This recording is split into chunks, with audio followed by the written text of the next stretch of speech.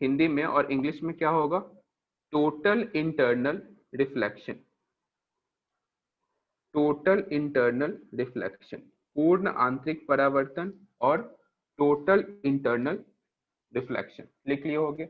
इसमें कुछ पॉइंट्स तुम्हें लिखना है, लिखना मैं लिखा रहा हूं पॉइंट्स। पॉइंट्स लिखो। जब प्रकाश किरण, मैं एक एक बार आराम से रिपीट करूंगा, छूट जाए तो आराम से होल्ड करना, मैं फिर से रिपीट करूंगा, तुम्हें इसमें कुछ बोलने की रिक्वायरमेंट नहीं होगी। हाँ, जब प्रकाश किरण सघन माध्यम से विरल माध्यम में, जब प्रकाश किरण सघन माध्यम से विरल माध्यम में गति करती है तो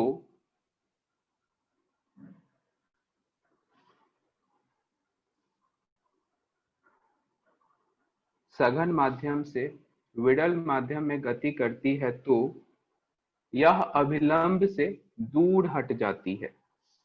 यह अभिलंब से दूर हट जाती है।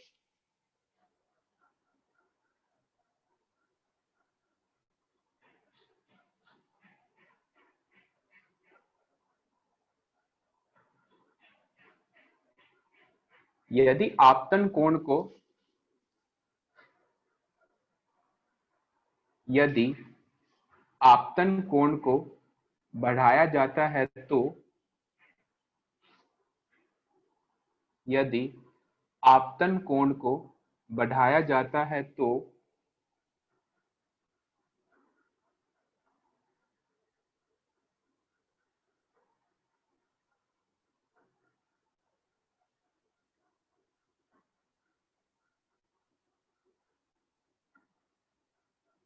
अपवर्तन का कोण भी बढ़ जाता है।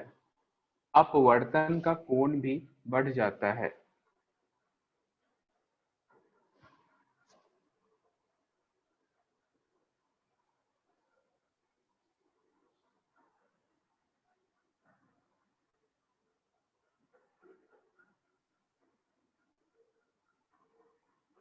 और किसी निश्चित कोण पर, और किसी निश्चित कोण पर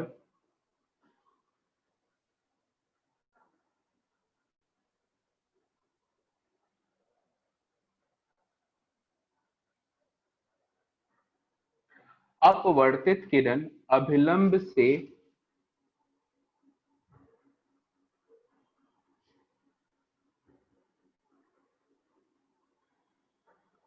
अपवर्तित किरण अभिलंब से 90 डिग्री, 90 डिग्री,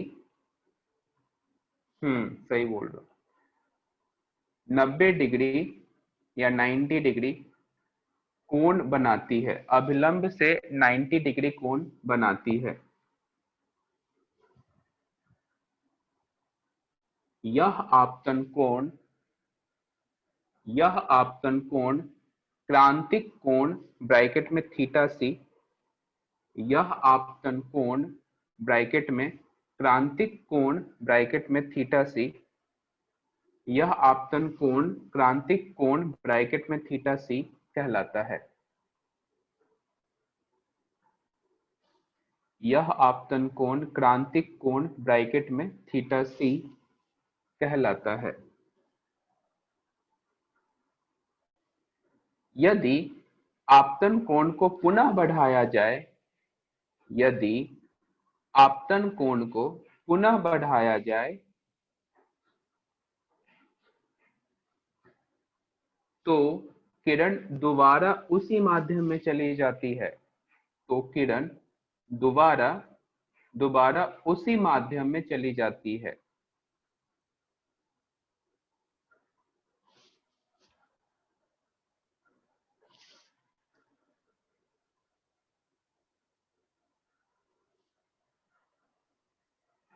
इस घटना को पूर्ण आंतरिक परावर्तन कहते हैं।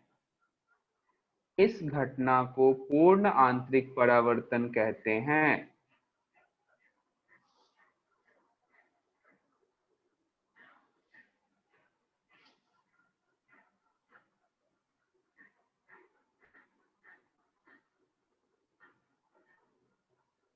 इस घटना को पूर्ण आंतरिक परावर्तन और शॉर्ट में TIR टोटल इंटरनल रिफ्लेक्शन कहते हैं। एक बार मैं स्टार्टिंग से एंड तक रिपीट कर रहा हूं, जिसका कहीं छूट गया हो लिख लेना। जब प्रकाश किरण सघन माध्यम से विरल माध्यम में गति करती है तो यह अभिलंब से दूर हट जाती है। यदि आपतन कोण को बढ़ाया जाता है तो अपवर्तन का कोण भी बढ़ जाता है और किसी निश्चित कोण पर अपवर्तित किरण अभिलंब से 90 डिग्री का कोण बनाती है। यह अपवर्तन यह आपतन कोण क्रांतिक कोण ब्रैकेट में थीटा सी कहलाता है। उसके बाद फिर यदि आपतन कोण को पुनः बढ़ाया जाए तो किरण दोबारा उसी माध्यम में चली जाती है। इस घटना को पूर्ण आंतरिक परावर्तन ब्रैकेट में TIR कहते हैं। ठीक है, अब देखते हैं, इसे मैं डायग्राम से एक्सप्लेन करूंगा क्या है ये, समझना ध्यान से। बहुत इंटरेस्टिंग टॉपिक है, बहुत मजेदार टॉपिक है, अच्छे से समझना, बहुत ध्यान से सुनना। देखो, सबसे पहले तो मैं एक माध्यम बनाऊंगा। अंदर कौन सा माध्यम होगा बताओ? अंदर है सघन माध्यम, बाहर कौन सा है? विरल माध्यम। अब सपोज करो इधर का मीडियम है μ2 और इधर का मीडियम है μ1, तो मैं क्लियरली कह सकता हूं कि भैया μ2 जो होगा वो μ1 से ज्यादा होगा, सघन माध्यम है इसलिए। अच्छा, बहुत सिंपल। उसके बाद मैं डिफरेंट डिफरेंट केसेस ड्रॉ करूंगा। डिफरेंट डिफरेंट केसेस है क्या, समझो ध्यान से। सपोज करो मैं कह रहा हूं तुमसे कि मैंने एक सिंपल लाइट रे से इंसिडेंट करा, तो तुम कहोगे सर जो अभी तक अपन ने सीखा है उसके अकॉर्डिंग मैं ऐसा डायग्राम ड्रॉ करूंगा। उसमें क्या सीखा है?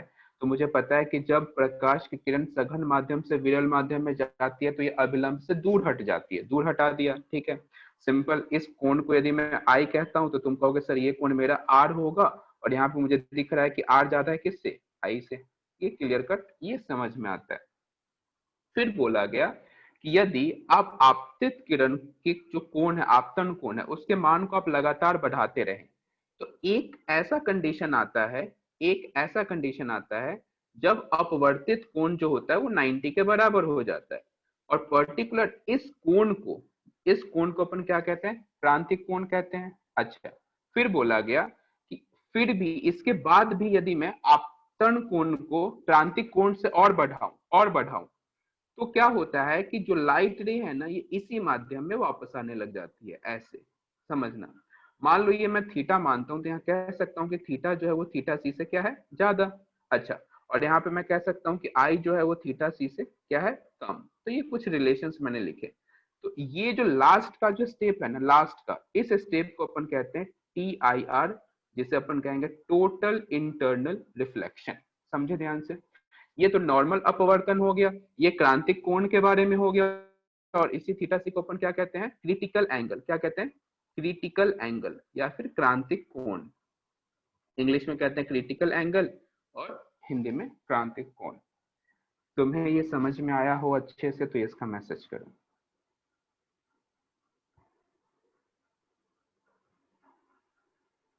डायग्राम आप ड्रॉ कर लो, है ना?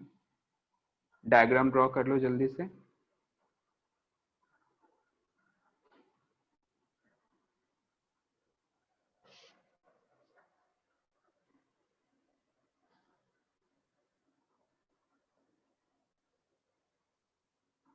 डायग्राम ड्रॉ कर लो अच्छे से। जैसे डायग्राम मैंने ड्रॉ किया वैसे ही करना है, ठीक है?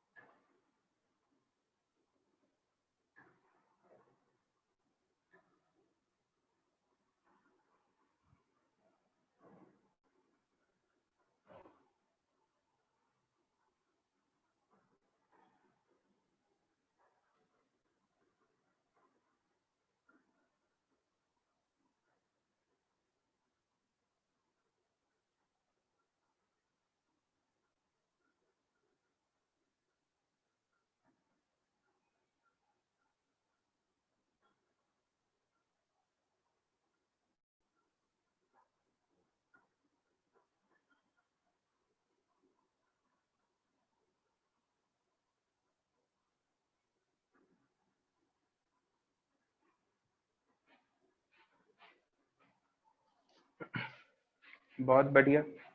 चलो अब मैं एक बार माइक को म्यूट करूंगा, किसी को डाउट है तो जल्दी से बताओ। यदि किसी को डाउट है तो पहले डाउट का मैसेज करो, फिर मैं माइक अनम्यूट करता हूँ। यदि डाउट नहीं हो तो फिर मैं आगे बढ़ूंगा।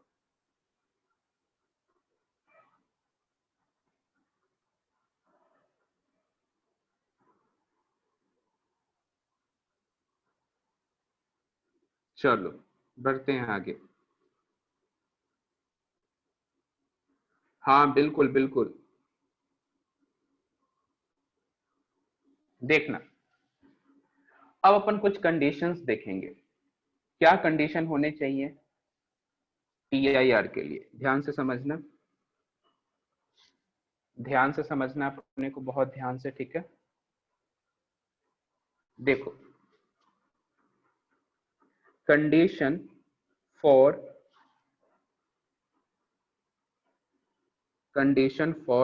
टीआईआर मतलब टोटल इंटरनल रिफ्लेक्शन या पूर्ण आंतरिक परावर्तन के लिए शर्तें ऐसे लिख सकते हो। तो क्या क्या शर्तें होनी चाहिए? माइक अनम्यूट कर रहा हूं, अब अपने विचार को व्यक्त करो, है ना। क्या क्या होने चाहिए शर्तें, बताओ, कौन बताएगा पहले? आपतन सर कोण का मान सघन क्रांतिक कोण से बड़ा होना चाहिए। सघन माध्यम से विरल माध्यम में जाना चाहिए, माध्यम से विरल माध्यम में जाना चाहिए, और आपतन कोण के मान को क्रांतिक कोण के मान से अधिक। सदैव अधिक होना चाहिए। बहुत बढ़िया, तो 2 पॉइंट मिल गया भाई साहब हमें। एक तो ये कि प्रकाश को हमेशा सघन से विरल माध्यम में जाना चाहिए, और हाँ। दूसरा आपतन कोण का मान सदैव क्रांतिक कोण से ज्यादा होना चाहिए, राइट। तो जल्दी से 2 पॉइंट लिख लो। पहला पॉइंट है क्या, बताओ? प्रकाश हमेशा सघन से विरल माध्यम में, प्रकाश हमेशा सघन से विरल माध्यम में गति करना चाहिए, पहला पॉइंट।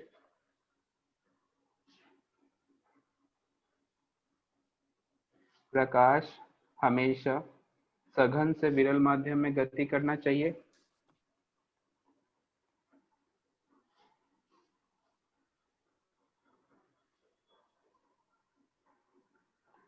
इसमें यदि कुछ एग्जाम्पल लिखना चाहते हैं तो जैसे अपन कह सकते हैं कांच से हवा, है ना, कांच से हवा में जाए, तो कांच से हवा में जाने का मतलब सिंपल, कांच एक सघन माध्यम है, हवा एक विरल माध्यम है।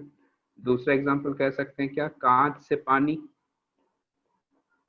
समझ रहे हो ना, कांच से पानी में जाए, तो ऐसे एग्जाम्पल अपन 2 लिख सकते हैं। तो फर्स्ट पॉइंट तुमने लिखा होगा, प्रकाश हमेशा सघन से विरल माध्यम में गति करना चाहिए, जैसे कांच से हवा और कांच से पानी। दूसरा पॉइंट क्या लिखोगे कि आपतन कोण का मान सदैव क्रांतिक कोण से ज्यादा होने चाहिए। आपतन कोण का मान सदैव क्रांतिक कोण से ज्यादा होने चाहिए, ठीक है।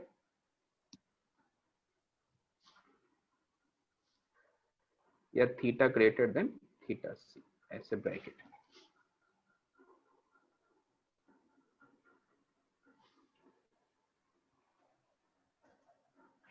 चलो अब कुछ अपन कांच से हवा ऐसा कि कुछ एग्जांपल्स करेंगे।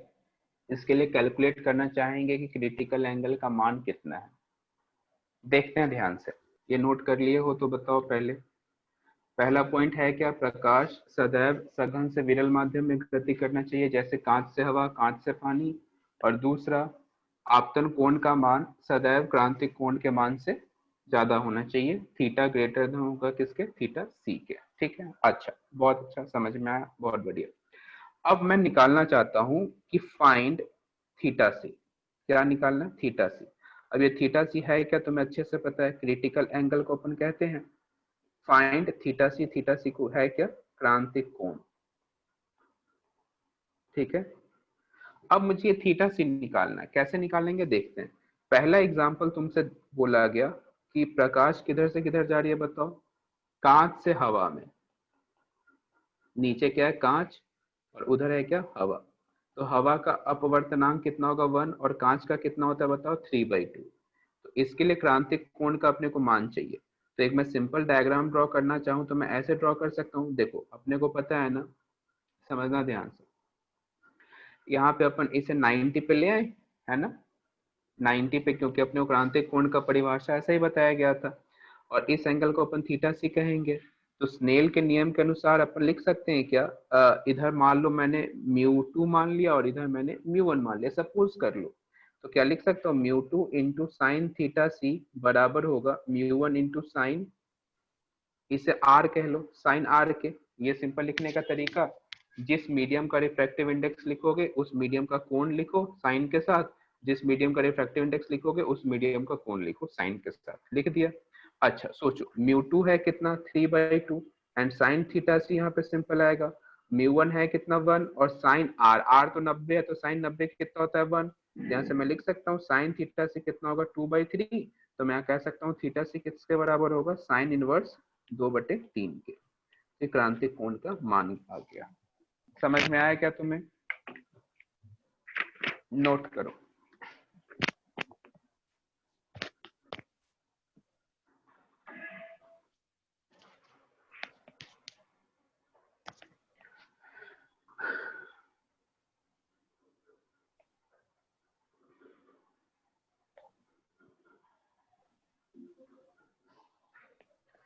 इसे यदि तुम कैलकुलेटर से सॉल्व करोगे तो थीटा सी लगभग 42 डिग्री के आसपास आता है।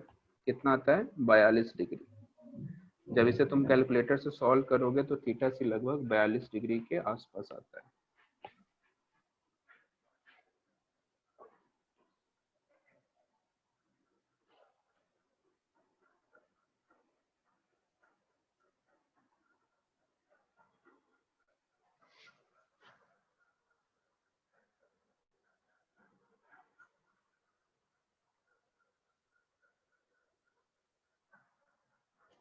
हो जाए तो फिर डन का मैसेज कर देना, आगे बढ़ेंगे।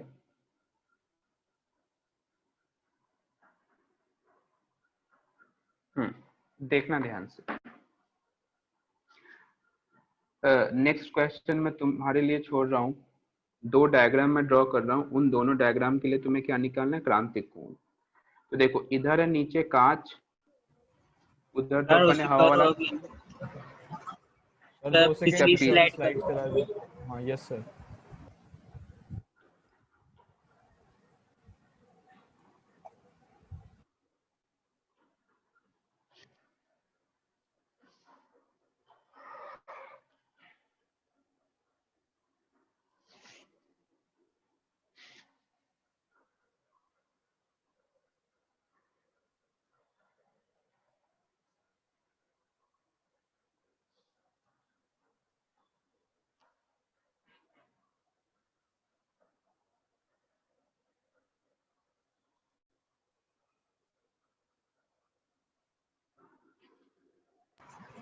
हो गया। चलो नेक्स्ट देखेंगे। हाँ, मैं कहना चाह रहा था कि अब मैं दो डायग्राम ड्रॉ करूंगा। अब इन दो डायग्राम में तुम्हें क्रांतिक कोण का मान ज्ञात करना है। पहले वाले केस में नीचे है क्या, पानी, ऊपर है क्या, हवा, और इन दोनों के लिए क्रांतिक कोण का मान ज्ञात करो। पानी का रिफ्रैक्टिव इंडेक्स कितना होता है 4/3, हवा का कितना होता है 1। फिर एक और डायग्राम दिया गया है जिसमें नीचे है क्या, कांच, ऊपर है पानी। तो इसके लिए भी तुमसे पूछा गया क्रांतिक कोण का मान। हो गया। बहुत बढ़िया। ये सब पानी का और कांच का रिफ्रैक्टिव इंडेक्स अब सभी को याद हो जाना चाहिए, ठीक है।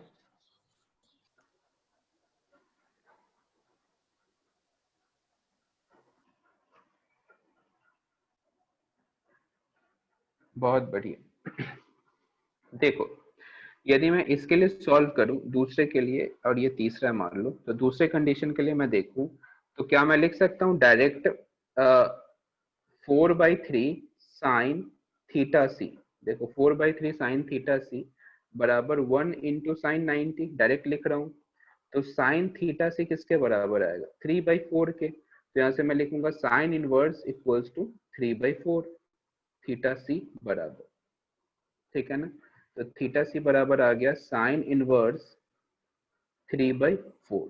तो एक ही आंसर आ गया अपने पास तो। अच्छा नेक्स्ट कंडीशन को यदि तुम ध्यान से देखो तो इसमें हम क्या लिखेंगे बताओ, 3/2 sine theta C equals to 4/3 sine 90, है ना, क्योंकि मुझे कोण 90 दिख रहा है। अच्छा तो यहाँ से सिंपल आएगा साइन थीटा सी बराबर 4/3 इंटू 2/3, सही है ना। तो इधर से आएगा 8/9। तो थीटा से कितना आ जाएगा बताओ, साइन इनवर्स 8/9, ठीक है। और इसे यदि तुम कैलकुलेटर से सॉल्व करोगे अप्रोक्सीमेट आइडिया लेने के लिए, तो ये जो थीटा सी है ना, ये लगभग 63 डिग्री के आसपास आता है। कितना आता है? 63 डिग्री। और ये जो एंगल है ना, ये लगभग आता है 49 डिग्री। ये लगभग कितना आता है? 49।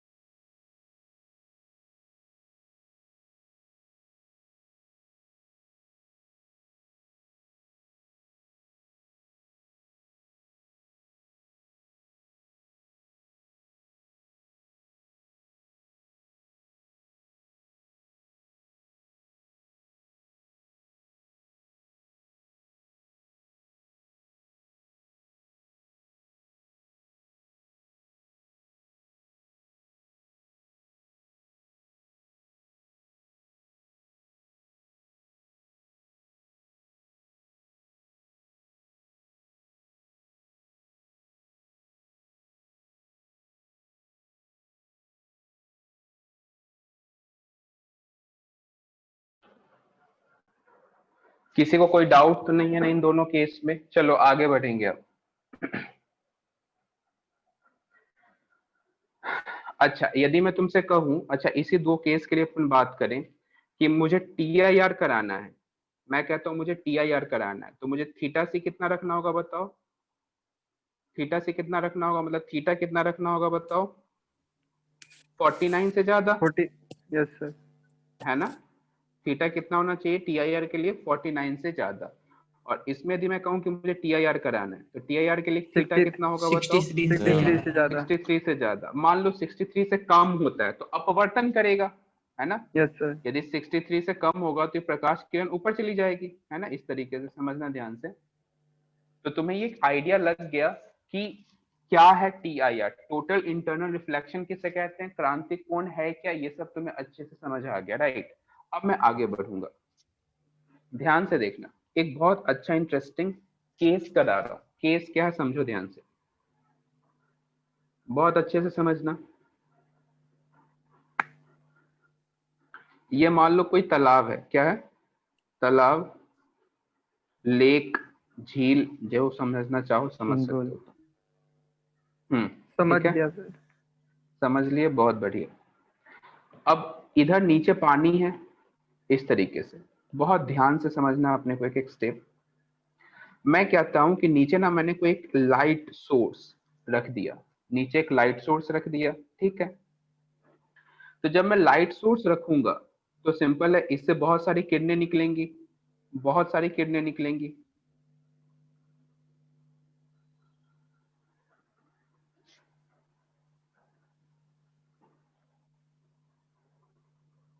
समझ सकते हो, है ना, बहुत सारी किरणें निकलेंगी डिफरेंट डिफरेंट डायरेक्शंस में।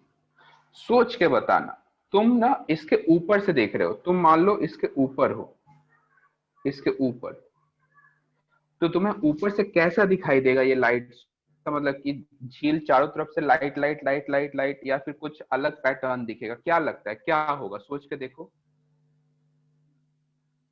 मैंने नीचे एक लाइट सोर्स प्लेस कर दिया और तुम, झील है और झील के तुम सरफेस को देख रहे हो, मतलब अंधेरा है, पूरे रात का समय समझो, और झील के नीचे तुम जाते हो और एक अच्छा सा बल्ब को प्लास्टिक में रैप रैप करके, ताकि पानी ना जाए अंदर, रख देते हो।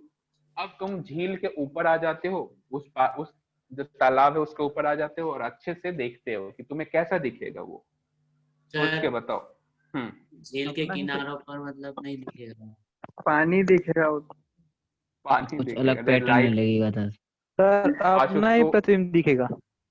अपना प्रतिबिंब, रात में तो अपना प्रतिबिंब देख लेगा क्या? बिंदु टाइप दिखेगा वो। हाँ, और बता। सर तो बीच ये के मत बोल एरिया देना कि में भूत मतलब दिखेगा। सर लाइट थोड़ी बिखरे बिखरे चमकी दिखेगी। थोड़ी सी, मतलब सर चमकती हुई जो दिखाई सर वो देगी। सर वो जो पानी है ना वो चमकता हुआ दिखाई देगा कुछ, मतलब उसमें हाँ चमकता हुआ।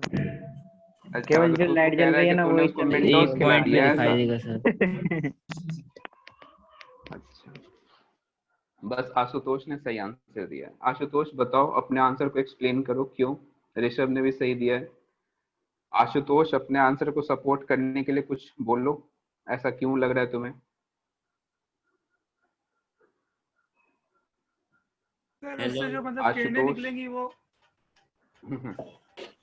सर उनका इमेज मतलब एक सर्किल में बनेगा, तो वो सर्किल के एरिया बनेंगे। ऐसा तुम्हें क्यों लग रहा है कि सर्कल बनेगा? मतलब ये गोला, मतलब ये अपन ने पॉइंट सोर्स रखा है इसलिए तुम्हें ऐसा लग रहा है क्या?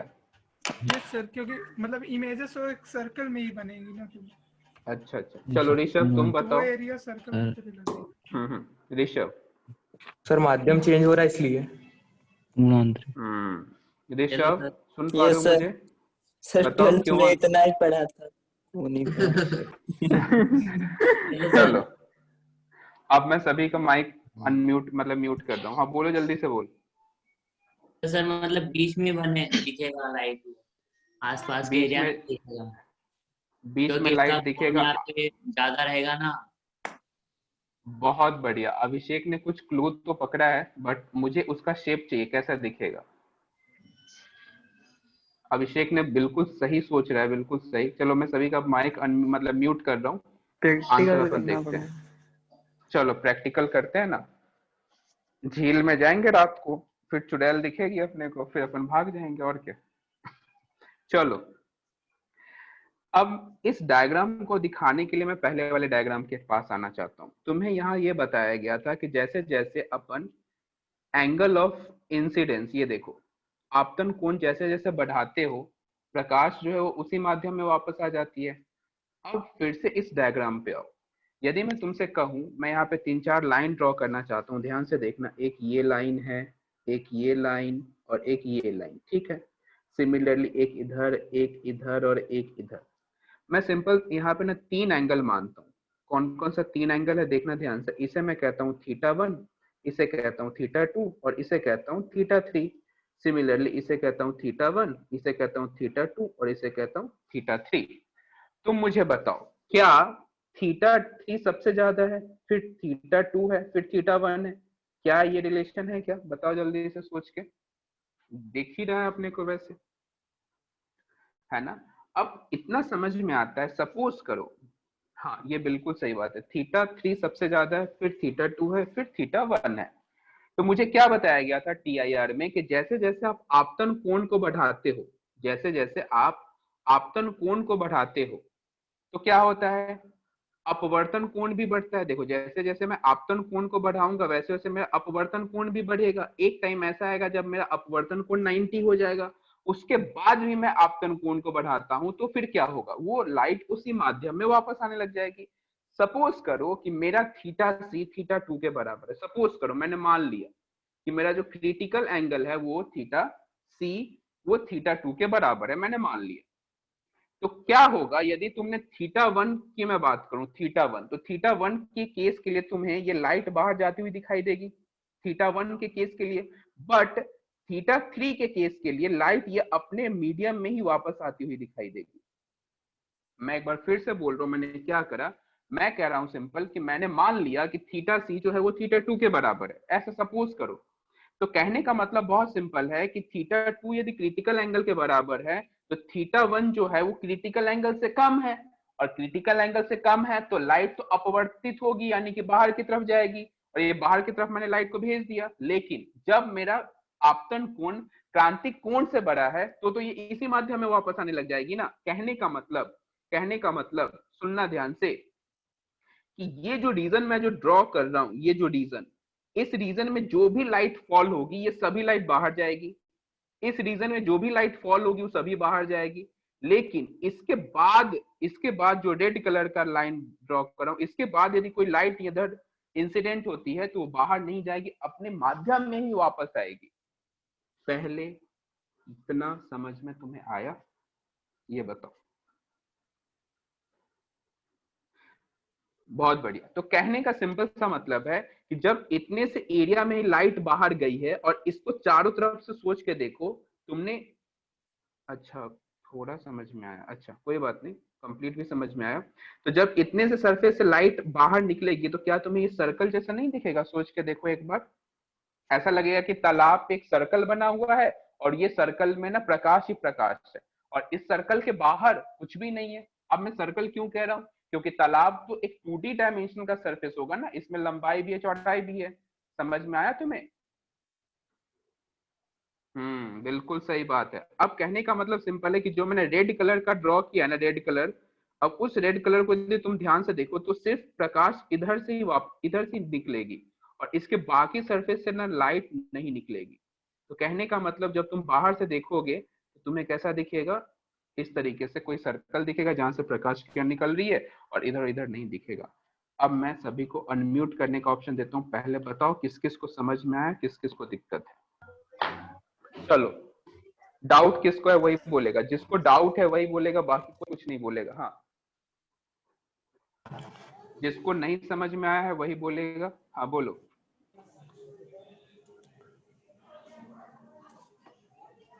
समझ में आया क्या सभी को? सर इसके आजू बाजू मतलब साइड में अंधेरा रहेगा कि लाइट वहां भी रहेगा थोड़ा बहुत? अंधेरा रहेगा, अंधेरा अंधेरा। क्यों अंधेरा मतलब बस रहेगा? सेंटर में वो क्योंकि रहेगा। हाँ एग्जैक्टली क्योंकि देखो ना, देखो मैं हाइलाइटर यूज करूंगा, हाइलाइटर है ना, हाइलाइटर यूज करूंगा। जो ये वाली लाइट रेज गई है ये तो अंदर ही रह गई ना, बाहर तो गई ही नहीं। ये वाली जो लाइट रेज गई है ये तो अंदर ही रह गई, बाहर गई ही नहीं। तो जब लाइट बाहर जाएगी ही नहीं तो फिर प्रकाश में कैसे दिखेगा? सोच के देखो। जैसे अपने को कमरे में अंधेरा कब दिखता है? जब उसमें कोई प्रकाश ना हो।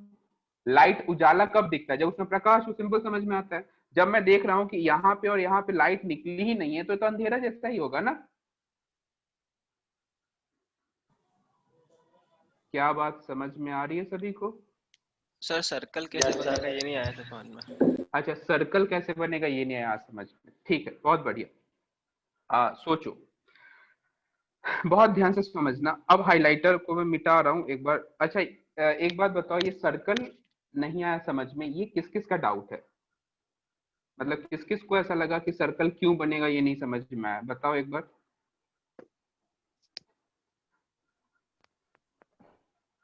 अच्छा, सिर्फ तुम्हारा ही, ठीक है।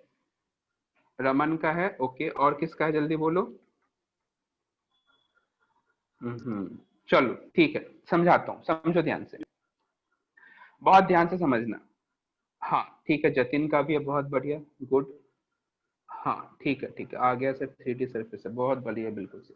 समझो ध्यान से, मैं नेक्स्ट स्लाइड का हेल्प लूंगा। बताओ, ये जो मैं लाइन ड्रॉ किया हूं, ये जो मैं लाइन ड्रॉ किया हूं, समझना इसका मतलब क्या है? इसका मतलब सिंपल है, तो 2D में है, मैं यहाँ पे तालाब तो नहीं बना सकता हूँ। सिंपल समझ में आता है, समझो।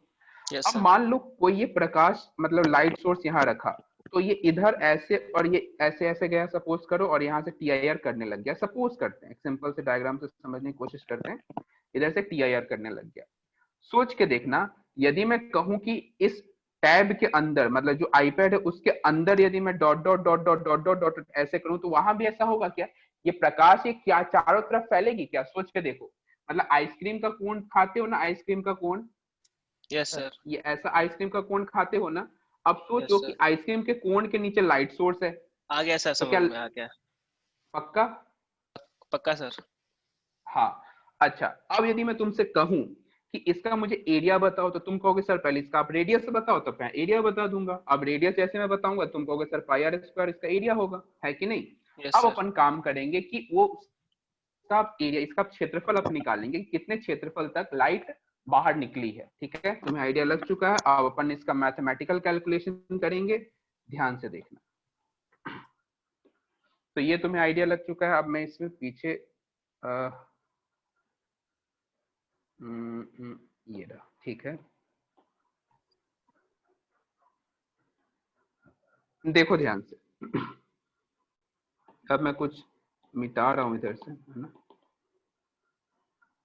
जैसे स्टार्टिंग का डायग्राम था वैसा ड्रॉ करता हूं।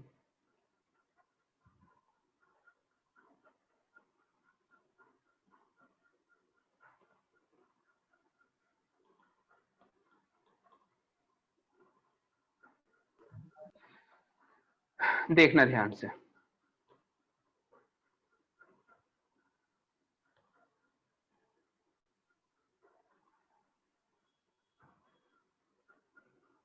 तो अब अपन समझते हैं कि मैंने ऐसा मान लिया कि थीटा टू जो है वो थीटा सी के बराबर है। इसका मतलब कि यहाँ से प्रकाश ऐसे चली गई, इधर वाली प्रकाश नीचे आ गई और ये ऊपर की तरफ ऐसे चली गई। ठीक है। तो मेरा टारगेट क्या होगा? मेरा टारगेट सिंपल तो ये है ना कि किसी तरीके से मैं इसका रेडियस फाइंड आउट करूं। तो देखो रेडियस यहाँ से यहाँ तक की दूरी है, रेडियस आर यहाँ से यहाँ तक की दूरी है ना। अब मुझे समझ में आता है कि सपोज मैंने लाइट सोर्स को h हाइट नीचे रखा है। कहाँ रखा है? h हाइट नीचे, मतलब h गहराई में रखा है, इस तरीके से समझ सकते हो। h हाइट मैंने नीचे रखा है। अच्छा, और ये एंगल है थीटा टू, तो क्या कह सकता हूँ ये भी एंगल होगा थीटा टू या थीटा सी? बोलो, ये एंगल है थीटा टू तो ये भी होगा थीटा टू। अब यदि मैं एक साइड से ट्रायंगल ड्रॉ करूं, साइड से मैं एक ट्रायंगल ड्रॉ कर रहा हूं, देखना ध्यान से, इस ट्रायंगल को तुम ध्यान से देखो। तो ये एंगल है अपने पास थीटा सी, और इधर है ये आर और इधर ये एच। अच्छा, तो यदि मैं तुमसे कहूं कि तुम tan थीटा सी बताओ, तो तुम कहोगे सर tan थीटा सी तो r बाई एच के बराबर होगा, है ना। तो r बताओ तो r कहोगे सर h tan थीटा सी के बराबर होगा। तो ये सिंपल यहाँ तक समझ में आया। अच्छा, मान लो नीचे पानी है, बाहर हवा है। क्या है? नीचे पानी और बाहर हवा, तो या म्यू का मीडियम मानते हैं। तो यदि मैं इस सरफेस पे स्नेल्स लॉ अप्लाई करूं, तो स्नेल्स लॉ क्या लिखोगे? Mu into sine theta C equals to 1 into sine 90, ये लिखोगे। यहाँ पे यदि मैं स्नेल्स लॉ लगाऊं तो यहाँ से आएगा mu sine theta C equals to 1 and sine theta C equals to 1 by mu, है ना। अब यदि मैं तुमसे कहूं कि इसे tan में कन्वर्ट करके बताओ, तो तुम कहोगे सर ये तो परपेंडिकुलर जैसा बिहेव करेगा, ये हाइपोटेनियस जैसा बिहेव करेगा। अब मुझे बेस चाहिए, तो बेस के लिए मैं क्यों ना पाइथागोरस लगा दूं। तो यहाँ से मैं लिख सकता हूँ म्यू स्क्वायर माइनस 1, है ना। तो ये मेरा क्या आ गया? बेस।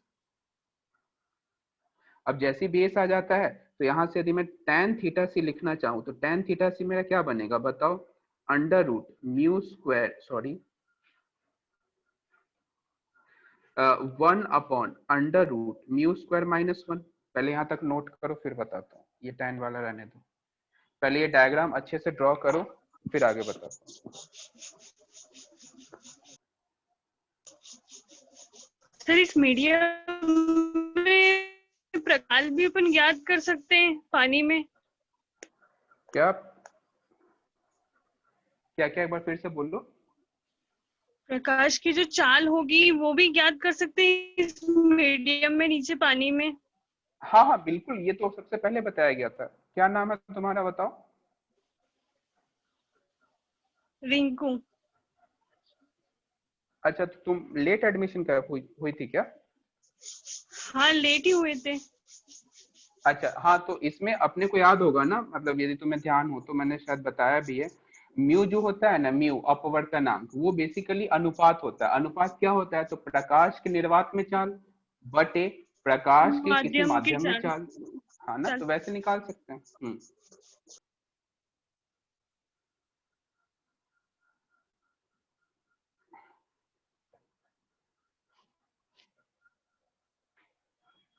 डायग्राम बहुत अच्छे से ड्रॉ करना है, एकदम सुंदर सा ड्रॉ करना है, ठीक है, बिल्कुल अपनी तरह। अब कोई ये मत बोल देना मैं तो सुंदर ही नहीं हूँ, तो फिर अब जानो तुम।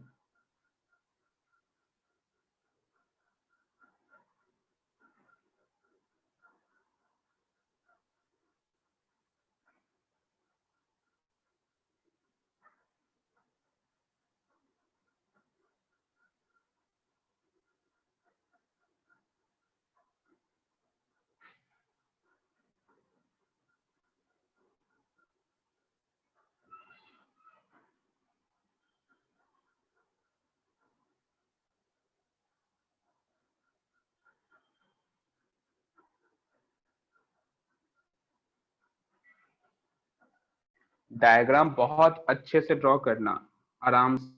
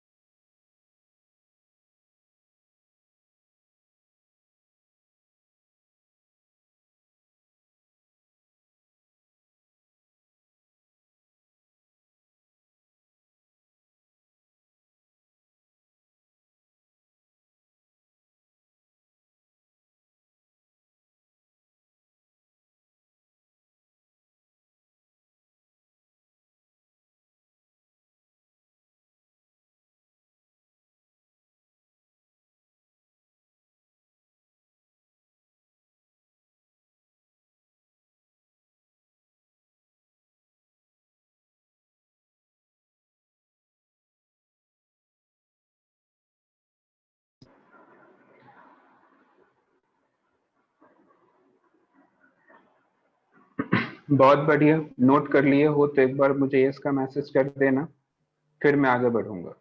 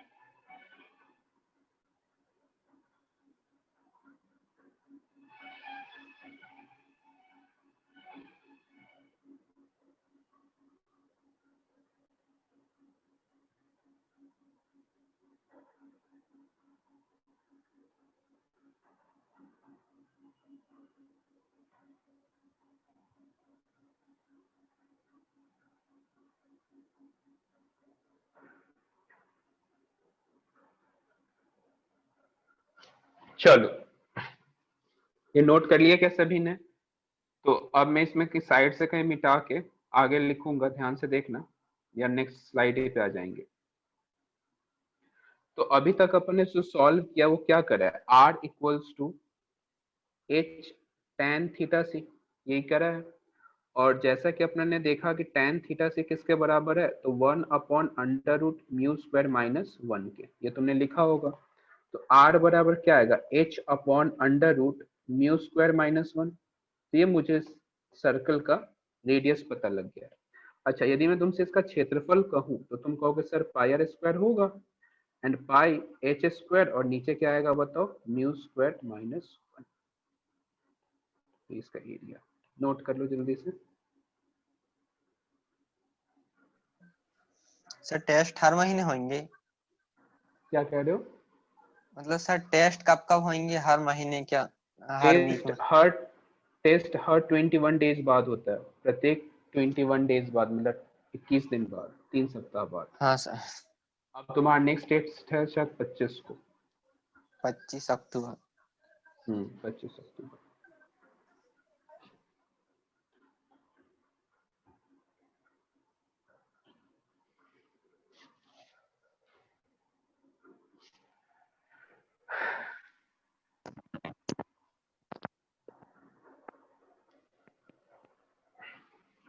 इसमें एक पॉइंट लिख लेना, यदि ऊपर जगह हो तो ऊपर लिख लो, और नीचे यदि जगह हो तो नीचे लिख सकते हो।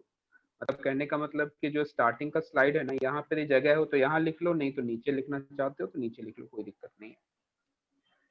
एक बिंदु वस्तु या एक प्रकाश स्रोत, ऐसे लिख लो, एक प्रकाश स्रोत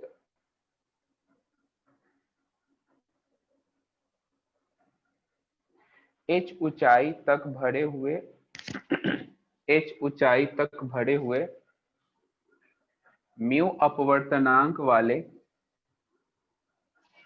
एक प्रकाश स्रोत h ऊंचाई तक भरे हुए म्यू अपवर्तनांक वाले द्रव के म्यू अपवर्तनांक वाले द्रव से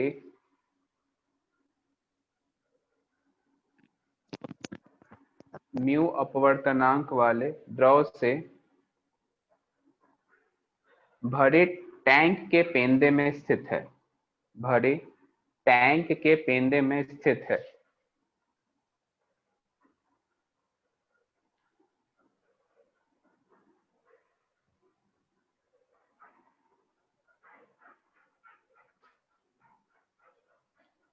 पेंदे में स्थित है।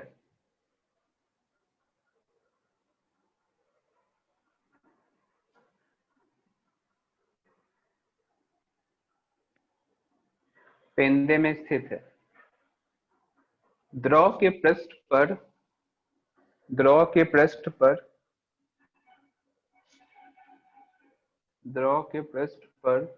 वृत्ताकार भाग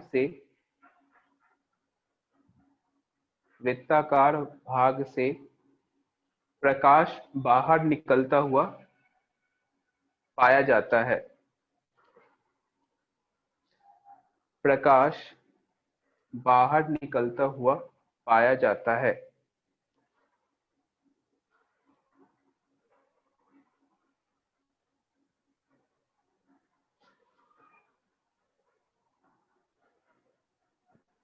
प्रकाश बाहर निकलता हुआ पाया जाता है।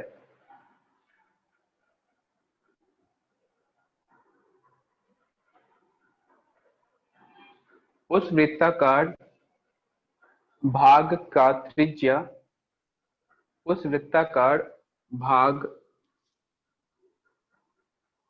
का त्रिज्या r equals to h divide by mu square minus 1 का अंडर रूट है और क्षेत्रफल ये है। लिख लो जल्दी से।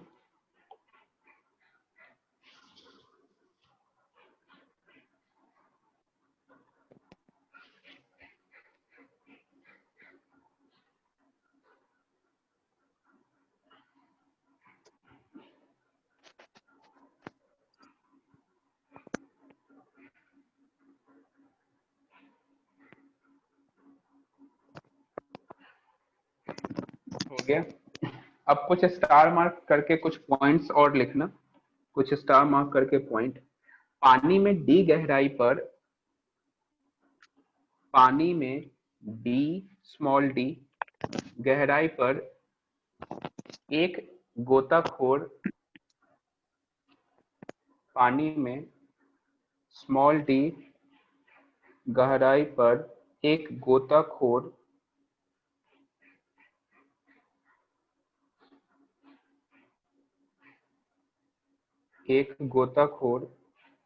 बाहरी दुनिया को, एक गोताखोर बाहरी दुनिया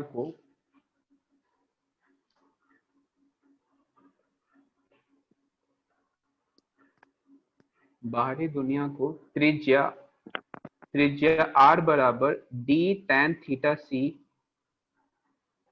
त्रिज्या r बराबर d tan थीटा c के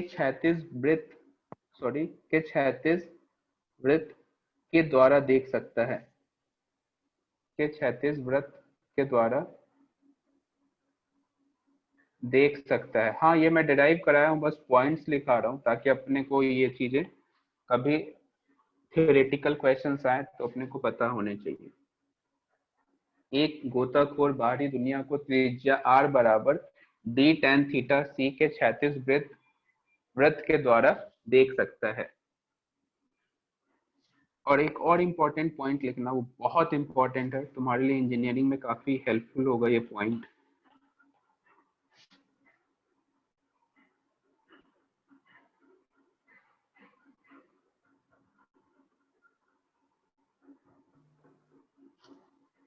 लिखना पॉइंट। पूर्ण आंतरिक परावर्तन की स्थिति में, पूर्ण आंतरिक परावर्तन की स्थिति में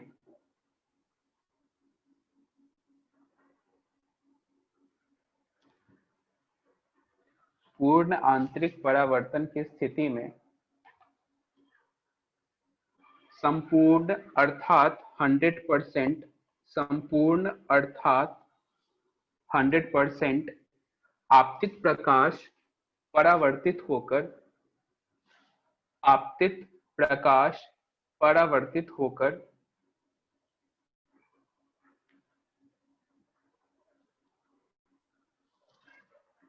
आपतित प्रकाश परावर्तित होकर समान माध्यम में ही वापस लौट आता है, समान माध्यम में ही वापस लौट आता है।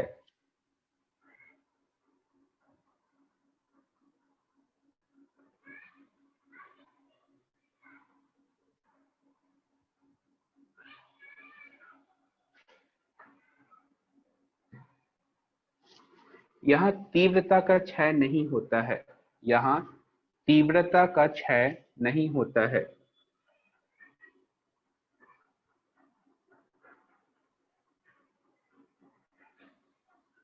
यहाँ तीव्रता का क्षय नहीं होता है, जबकि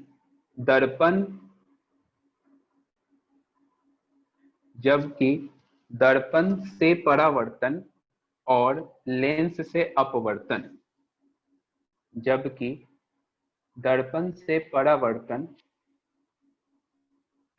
और लेंस से अपवर्तन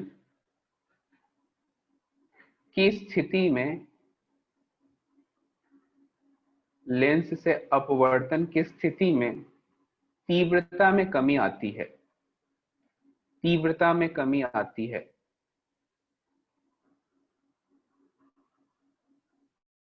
क्योंकि संपूर्ण प्रकाश कभी भी परावर्तित या अपवर्तित नहीं हो सकता, क्योंकि संपूर्ण प्रकाश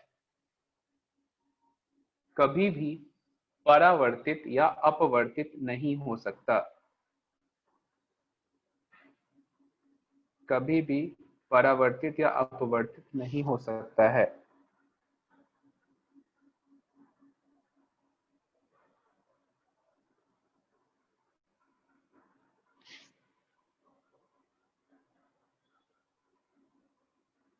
यही कारण है कि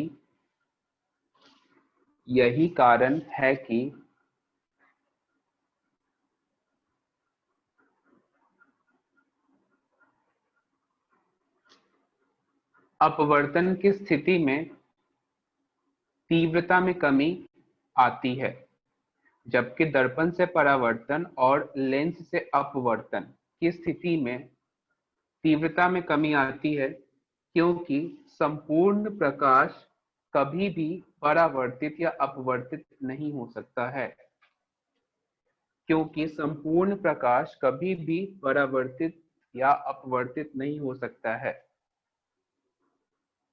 इसके बाद लिखवाऊंगा आगे, अभी रुको, बाकियों को लिख लेने दो। यही कारण है हाँ मैं भी बता रहा हूँ। यही कारण है कि दर्पण और लेंस से, यही कारण है कि दर्पण और लेंस से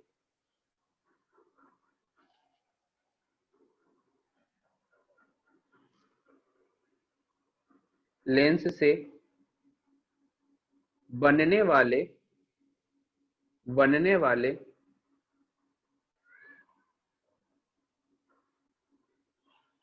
प्रतिबिंबों की तुलना में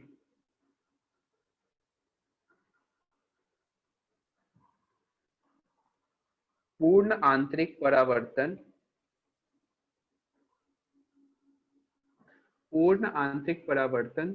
के द्वारा बनाए गए प्रतिबिंब अधिक चमकीले होते हैं। पूर्ण आंतरिक परावर्तन के द्वारा बनाए गए प्रतिबिंब अधिक चमकीले होते हैं।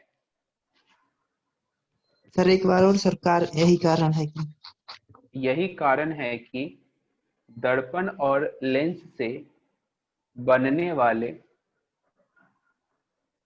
प्रतिबिंबों की तुलना में पूर्ण आंतरिक परावर्तन के द्वारा बनाए गए प्रतिबिंब अधिक चमकीले होते हैं। पूर्ण आंतरिक परावर्तन के द्वारा बनाए गए प्रतिबिंब अधिक चमकीले होते हैं।